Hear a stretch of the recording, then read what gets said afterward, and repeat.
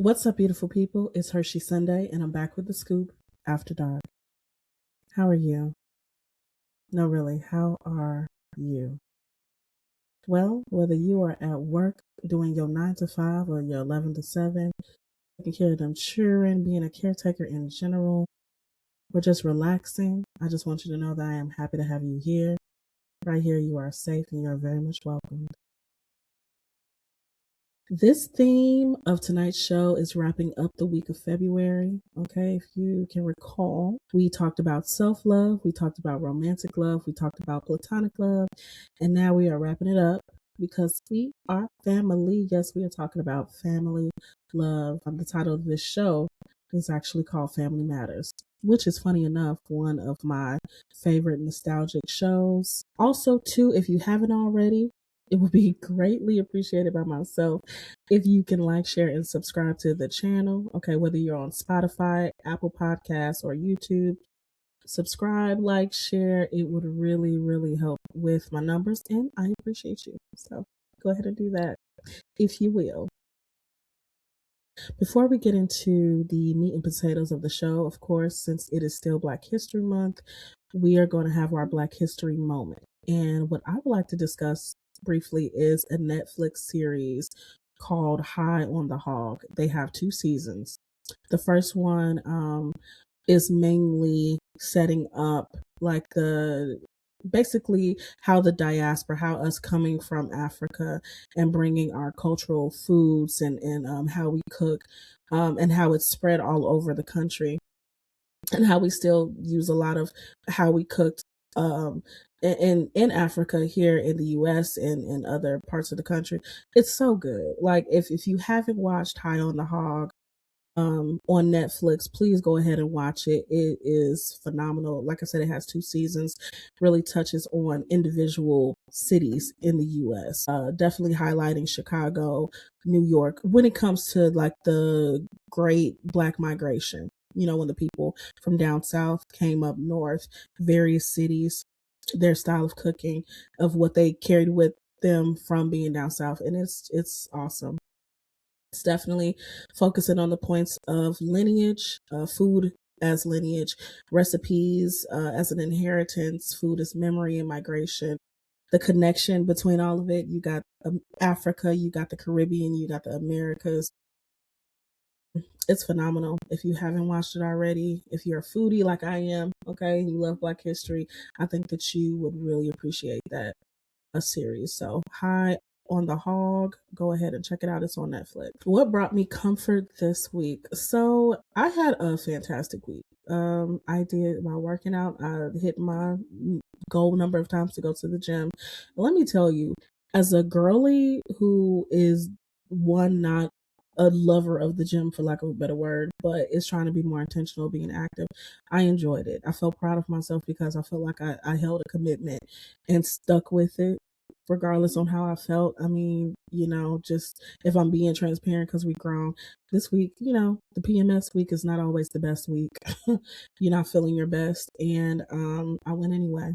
And it did actually make me feel better. So I felt good about that. I had dinner with some girlfriends who celebrated our Galentine. Okay. Shout out to y'all. Y'all know who y'all are. We had a wonderful time and it was good catching up and just feeling the love, just chatting. Like, I love, how people just, rev your engine, charge your battery, and they're very much those types of women. And I enjoyed myself so much, and it was good seeing everybody. And it's our tradition. Like, we all live very busy lives and it's pulling us in all types of directions. But one thing I can appreciate is that, like, Galentine's, we're going to see each other. Okay, we are going to spend time, and I love that. I really do love that, and I love them. So shout out to y'all. I had a ball, honey. I had a ball. The next thing, can we talk about Love Is Blind season 10? Take a little sip of water, okay? Let's discuss that just a bit. Did it bring me comfort? Yes, because it's one of those, like, you know how sometimes reality TV is just good, juicy, like mess, and that's what it served. Good, juicy mess. I really feel like the plot has been lost, and you're probably going to see it's either going to continue to go because it's a cash cow. Which, how was it a cash cow if y'all couldn't send one of the couples on the trip because of budgeting? And I'm using very sarcastic air quotes of budgeting. Y'all sent them to California instead of sending them to Mexico with the inconspicuous goblets, or whatever you call those things. Drink cups, okay, pimp cups. Like everybody else, which I thought was like, poor taste. I didn't like that at all. But it's crazy. Like, it's crazy. Have y'all delved into it? I got my goat with it. It's one of the, guilty pleasures of reality TV that I like. So those brought me comfort. Oh my God, America's Next Top Model. So I did not watch the entire documentary. It's 3 parts, I believe. I did watch most of the first one.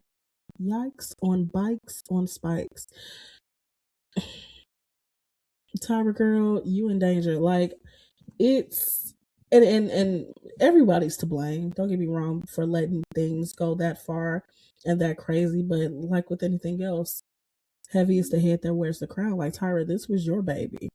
Why didn't you stop a lot of the foolery that was occurring? You know what I'm saying? Like, I don't know. And when I tell you, I used to watch that show religiously. Like, I was a day one, like, ANTM subscriber, watcher. Like, I loved it. How do you feel about Tyra? I have my thoughts. I have my thoughts. And I'm probably going to finish it because right now I'm recording it, and it's disclaimer, I'm recording this like 3 a.m. So if you see me looking a little tired, that's why. It is a smooth 3 a.m. Yeah, let me know what y'all thought about the show. Again, let me go ahead and put the email up just for a disclaimer if you want to. Okay, thescoophs@gmail.com.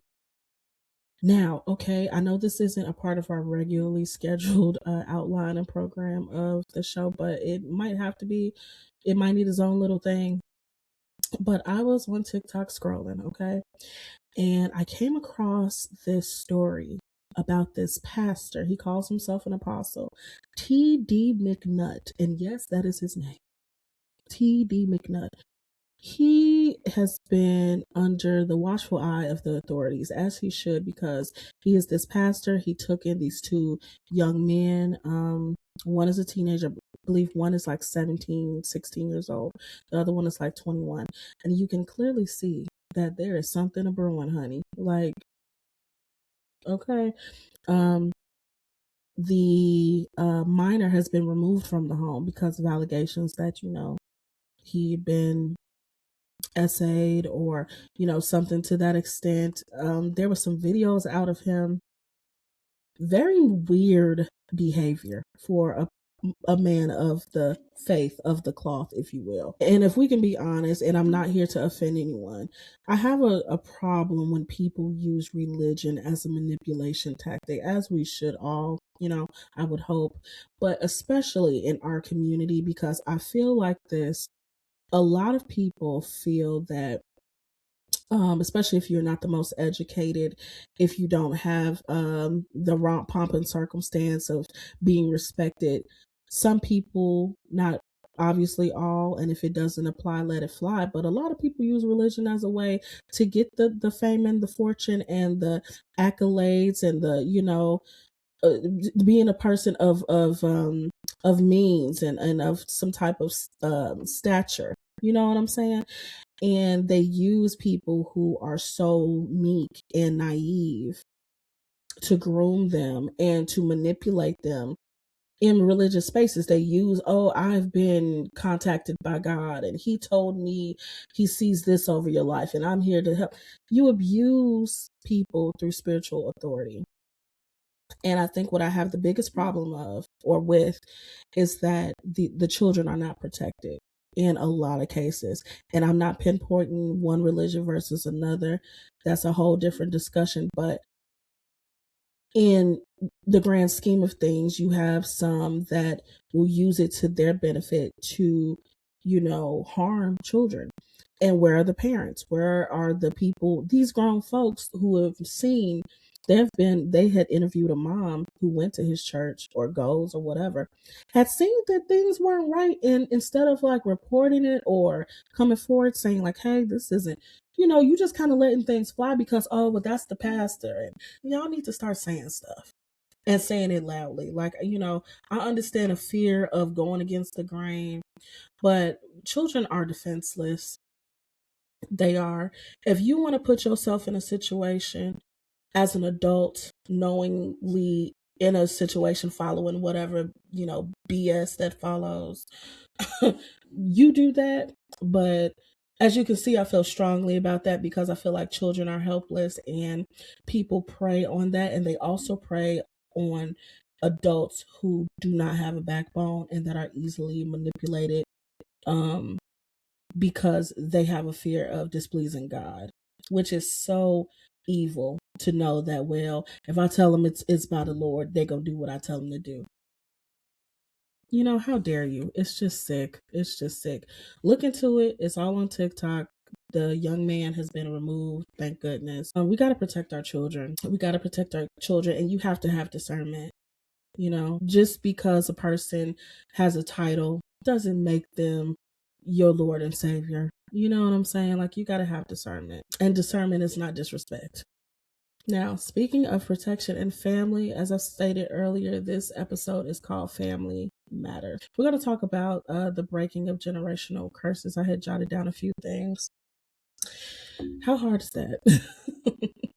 Now, a lot of us don't come from perfect circumstances or perfect families for that matter, and that's okay. Some things are learned behaviors, and you only know what you know. People, it's easy to criticize heavily what, your parents could have done or should have done. And I'm not talking about obvious, things that are extremely harmful. I'm talking about, in way of like knowledge and knowing how to handle situations.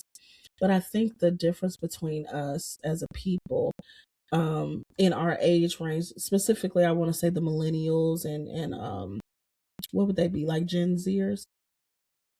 I feel like we are advocating for ourselves, for our mental health, a lot of us, and we are on purpose trying to break these generational curses, okay? Everything used to be a butt whooping. Baby, you cough too hard and I was in the middle of a conversation, you gonna get your butt toe up, okay? You break something, you getting your butt toe up. Everything was a whooping. And I'm not against, spankings, but let's be honest, some people took it to the extreme and it became abuse, for lack of a better word, became physical abuse. I love seeing parents who take the time to parent. And I'm not a parent myself, but I love seeing that because does it take longer? Yes.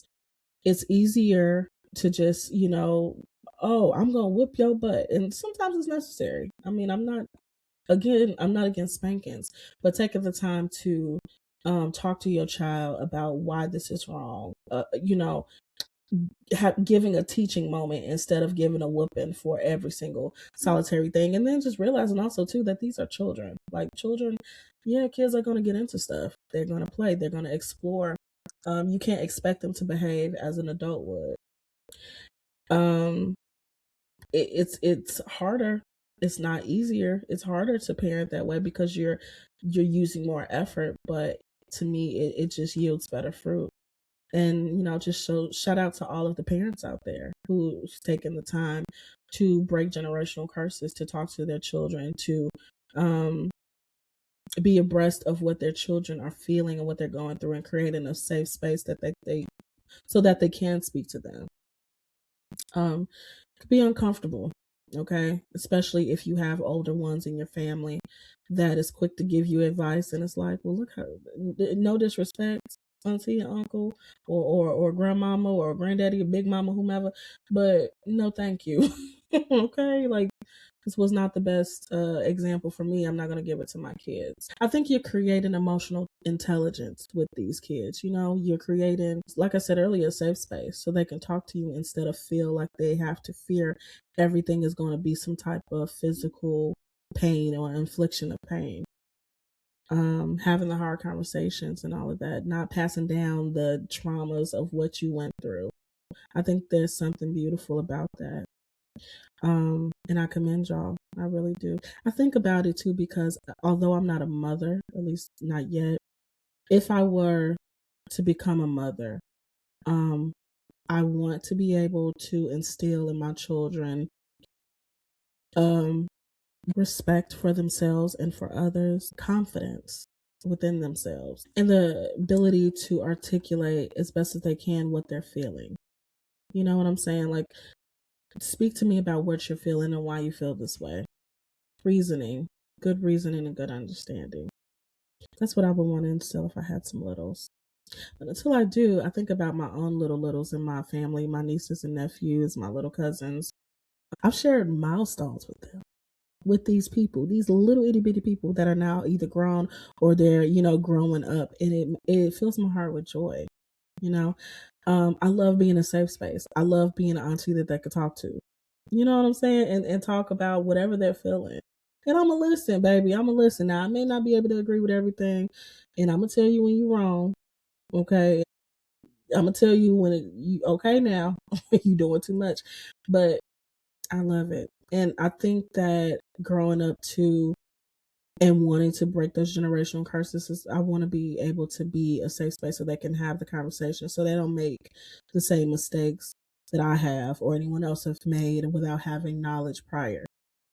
Because why go through that? Everything you don't have to experience hands on to know like this was not a good decision. Sometimes just talking to people who've been through it and have your best interests at heart helps. And being emotionally available is a big deal. Kids will know when you actually love them and you care about them and you want to be there for them, you know? They know when they can come to you and, it's not a some people are very standoffish, family or not. They don't want to be bothered. They don't want to hear what you got to say. They don't care. And I don't want to be like that, Part of the reason why I am so gun ho, like I really need to make something shake. It's like I want to be able to, hey, auntie got it. If you need some help, you want to be put on one, I know a person who know a person. What's wrong with nepotism? I feel like we've earned it as a people. Maybe I'm wrong. Maybe, I don't care how. I feel like we earned it as a people. I don't see anything wrong because no one else has a problem with it. I would love to be in a position to make sure that my family's well taken care of and the younger generation don't have to struggle as hard as we had. And I will be remiss not to mention that, just because your blood doesn't necessarily always mean your family. You can have a chosen family. You can have ones that are not blood, but you couldn't tell them anything else otherwise. That's my cousin. Okay, yeah, that's my big sister. That's my big brother. That's my daughter. Like, there's a beauty in being able to choose your family. If you're adopted, okay, if you are a foster parent, a foster child, it's a beauty in that because I'm choosing to have this relationship, and it doesn't diminish the word family. It's a choice. If anything, I think it's the most beautiful because you're building your own village, your own safe village, and this is a choice. And it is a sacred space, really. So our next segment is what became clear: the positioning I have in my own family, being the auntie. Now I'm the oldest girl. Okay, I'm the only girl, and I'm the oldest girl. The only granddaughter on one side, on my mom's side of the family. But my positioning in the family is that I'm the organizer. I'm the organizer. I'm the auntie that, go to your auntie and ask her, da da da da da. See if your auntie can do this, or hey, auntie, can you do this for me? Like, I'm that girl now. I'm the one people call on, and I have stories of things now because I'm old enough to remember stuff. I could tell my littles stories about their great grandparents and what they did. I can make food that my grandma made for my littles and be like, yeah, this is how Grandma J. Ruther cooked or Grandma Joe cooked. Okay, this is what your granddaddy Oscar used to do, or and thank goodness my grandma Josephine's still alive. She unfortunately has dementia though, and my granddaddy Bill is still alive, but my grandma Jay, has passed. My granddaddy Oscar has passed. But being able to relay those things It's like you becoming the, historian, and it just comes with age. And it's a privilege, one, because you're able to get older. Like, there's a beauty in aging. For these reasons, you're able to pay it forward and pay it back and help mold these kids that are coming up and that share your bloodline. Or if they don't necessarily share your bloodline, is a part of your chosen family. And it became clear to me that that's my position.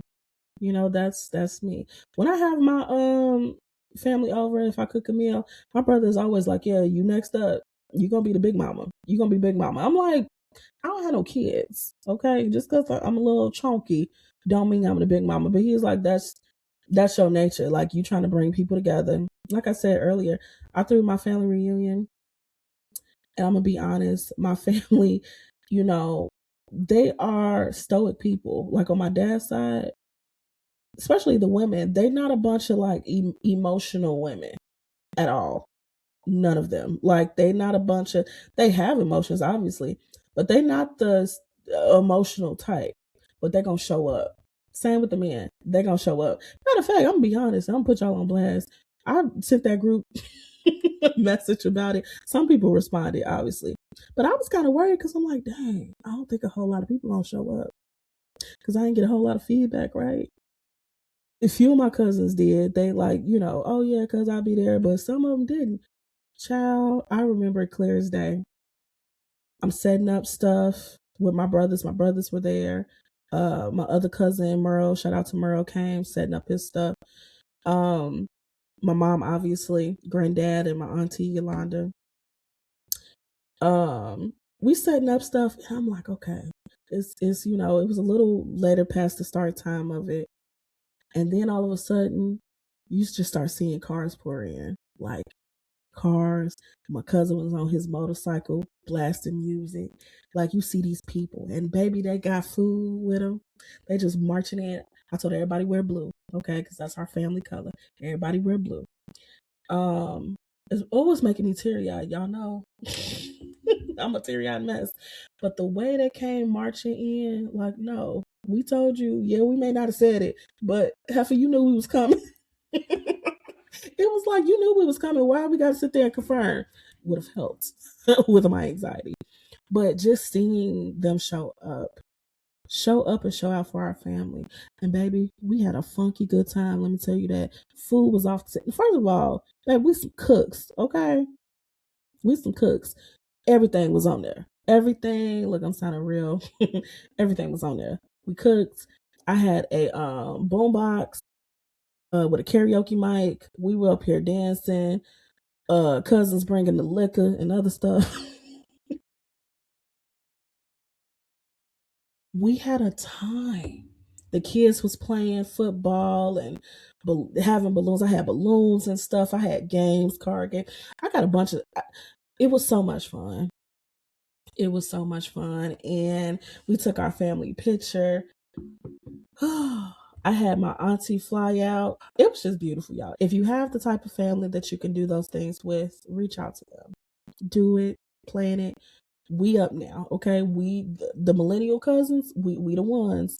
We the ones that's got to get on the grill. We the ones that's got to fry the fish. We the ones that's got to make the sides. We the ones that got to go ahead and put the deposit on the recreation house, on that gazebo in the park. Uh, if y'all got a little bit more money, here's the hotels we book.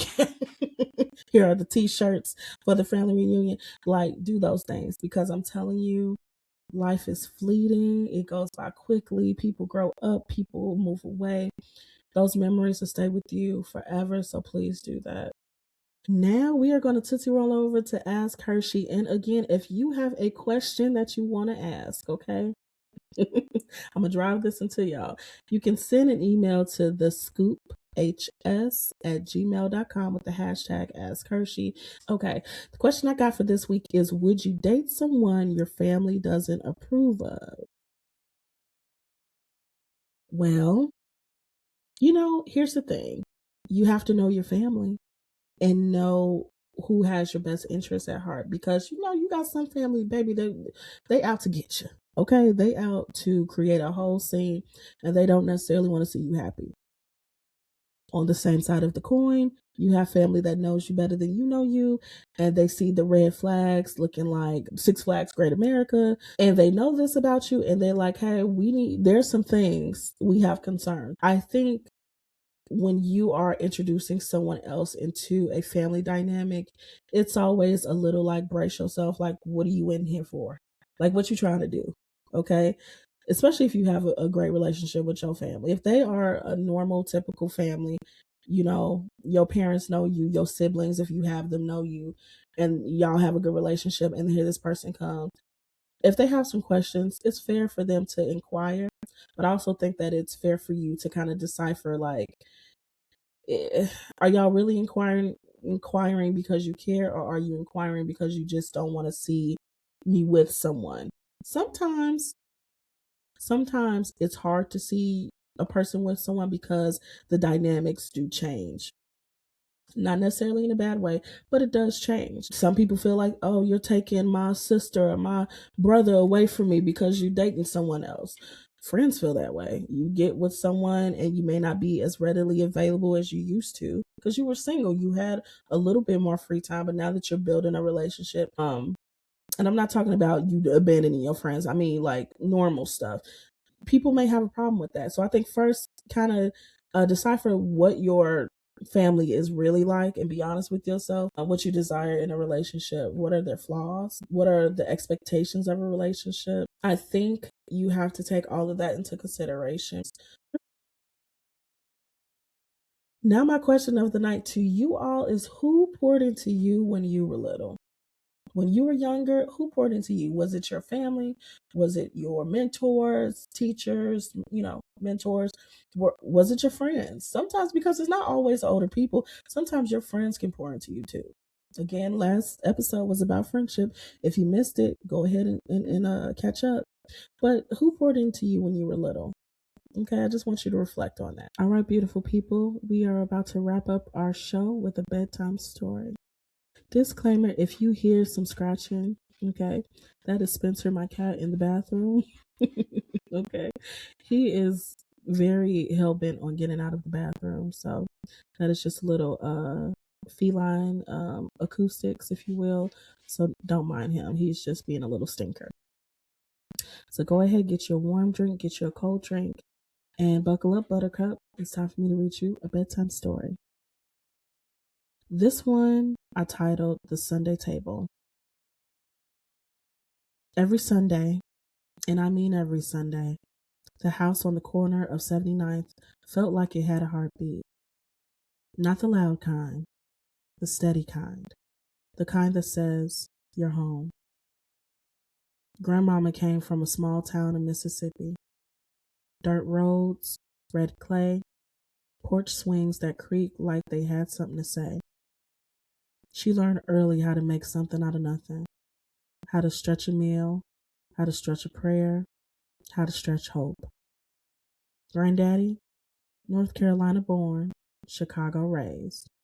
Moved up here when he was 14. Just a skinny boy with big eyes and bigger dreams. The kind of boy who watched the skyline and said, one day I'm going to build something here. They met at a church. Of course they did. He noticed her before she noticed him.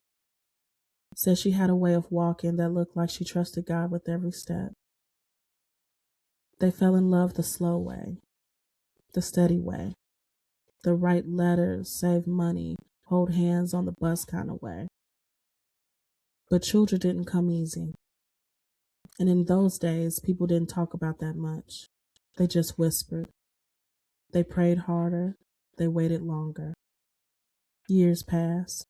More prayers. More doctor's visits. More nights where Grandmama folded her hands and said, Lord, if it's in your will. And then one Sunday morning, after service, she felt different. Different in a way only a woman knows. Pregnant. That first baby, a girl, came like a miracle wrapped in hospital sheets. Granddaddy cried in front of everybody. Didn't even care. Said, that's my engineer right there. They laughed at him. A girl? Engineer? In the 70s? please. But Grandmama just smiled, because when God answers late, he answers loud. Soon after, another baby came, a boy, hands already curious, taking apart radios before he could spell his name. That one's gonna work with wires, Granddaddy said. And he did. Became one of the best electricians on the South Side. Folks called him when they needed the lights done. Then came the third, another girl, quiet, observant, always writing in little notebooks, poetry scribbled in the margins of church programs. She grew up and became a writer, a prize-winning one too. Books in libraries, words in classrooms, but she still called home every Sunday.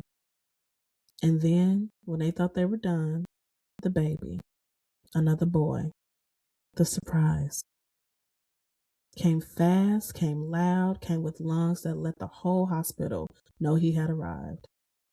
He grew up brave, strong, always first to run towards trouble instead of away from it. He became a firefighter. See, Grandmama and Granddaddy didn't just raise children, they raised purpose. The 70s wasn't easy. Money was tight. Chicago winters hit hard. There were strikes, layoffs, neighborhoods changing. But that house on the corner, it stayed warm because Grandmama cooked like love was an ingredient. Collard greens slow simmered, cornbread that crackled just right on top, fried chicken that made you close your eyes when you took a bite. And Granddaddy, oof, he told stories like he was passing down treasure. Stories about Mississippi summers, about North Carolina tobacco fields, about the first time he saw snow in Chicago and thought the sky had broken. The kids grew up, left for college, started businesses, bought homes, married, had babies. But twice a month, no matter what, Sunday dinner happened. Some grandkids stayed in Chicago. Some moved to Texas, Atlanta, New York. But when they could, they came back to that big house on the corner. Because it wasn't just dinner, it was anchoring. You'd walk in and hear laughter before you even shut the door. Somebody arguing about who made the best mac and cheese. Somebody teasing the baby cousin. Somebody playing old R&B in the background. Anita, Luther, maybe a little Frankie Beverly and Mays. And you always found your seat. Because in Black families, seats matter. The engineers' kids talked about robotics. The electricians' boys argued about tools. The writer's daughter recited poetry in the hallway. The firefighters' twins ran through the house like sirens themselves. And at some point, always, everything would be quiet. Grandma would sit at the head of the table, Granddaddy beside her, and we'd sit near her feet, listening. They'd talk about how the world had changed, how when they were young, certain doors weren't open, but some things had gotten better, and how some things still needed work. Granddaddy would say, y'all got more opportunity, but don't let opportunity make you forget your foundation. Grandma would say, family is your first church. And you could feel it. This wasn't just tradition. This was strategy. This was protection. This was generational alignment. Every now and then, they'd throw a full family reunion, a whole weekend, t-shirts with the family name, domino tables, spades tournaments, kids chasing each other while the adults caught up on life. And at the center of it all was the same lesson. Pour into your people. Because when the world gets loud, family is supposed to be your quiet place. When the world forgets you, family remembers you. When you doubt yourself, somebody at that table reminds you of who you are. Grandmama and Granddaddy grew older, hair grayer, steps slower. But that table, still set, still waiting, still holding stories in its wood. And the grandkids, now grown, started to realize something. One day, we'll be the heads of our tables. One day, we'll be the storytellers. One day, it'll be on us to keep the lights on in that house on the corner. And that's when it became clear. Family isn't just about who raised you. It's about who you're raising, even if it's with words, with wisdom, with example. It's about making sure your littles know where they come from, that they come from prayer, from persistence, from people who waited and didn't give up, that they came from Mississippi red clay and North Carolina roots and Chicago concrete dreams, that they come from a Sunday table that always had a seat. And even if life takes from them, even if they build cities somewhere else, they'll always know the way back home. Because somewhere on the south side, there's a big house on the corner where grandmama is stirring something slow, where granddaddy is clearing his throat to tell a story, and where love, the steady, unshakable kind, is still being served. If that story made you think about your people, it's time to text them. It's time to call them. It's time to pray for them. It's time to get together. Love on them while you can. Well, Scoops, that is the end of our episode. I want to thank you so much for stopping by, spending some time with me. You could be anywhere, but you are with me, and I appreciate you. Again, if you haven't already, please like, share, and follow the page. Whether you're on Spotify, Apple Podcasts, or YouTube, I would greatly appreciate it. Leave your comments. I'm happy to read them. And if you have any questions, don't forget you can email me at thescoophs@gmail.com. Wherever you are tonight, be gentle with your heart. And I'll talk to you soon after dark. Peace.